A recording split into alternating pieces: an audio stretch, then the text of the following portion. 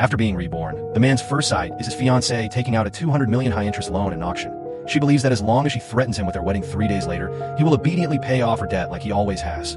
What she doesn't know is that he has already made up his mind to change wives. Today, he intends to make her pay a painful price for her ignorance. In his previous life, he granted every request of this scheming woman. He bought luxury villas and sports cars for her parents and brother, supported her entire extended family, and even arranged a job at his own company for her beloved first love.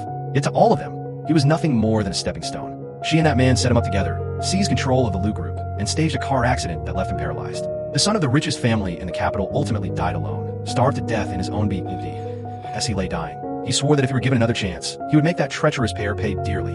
And now, he truly has been reborn, back at the very auction where he once took out usurious loans just to please Jiang Ruoxi, relying on his former devotion. The scheming woman arrogantly orders him to bid on an imperial green jade token. She wants it urgently as a gift for her first love to save face.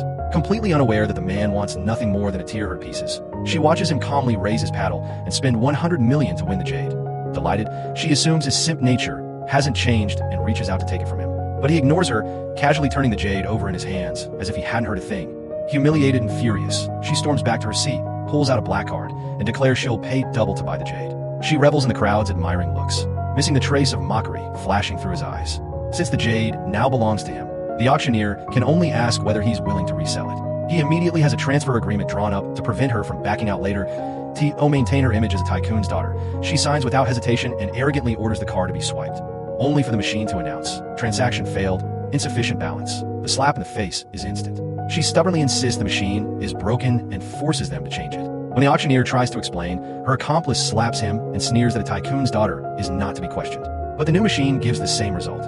Insufficient balance. This time, the auctioneer refuses to indulge her, bluntly stating that her card has a problem and that failure to pay today could land her in prison. Only then does she realize it's the man's doing and angrily accuses him of transferring her money away. He calmly tells her not to slander him. Illegal acts are not his style, as her reputation collapses. A loan broker immediately targets her, aggressively pushing high-interest loans. She believes the man is only trying to force her to give in and signs the contract without hesitation, borrowing 200 million.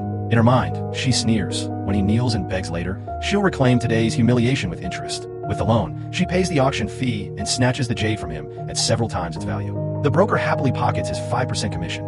Suddenly, the lights go out and a spotlight falls on them. A screen starts playing footage of their past, and the woman, thinking she's won, demands he kneel and apologize. To her shock, he drops to one knee and proposes, "Marry me." Just then, the doors open, and a woman in a white gown enters, calmly accepting the ring and flowers from his hands, leaving the fiancé frozen in disbelief.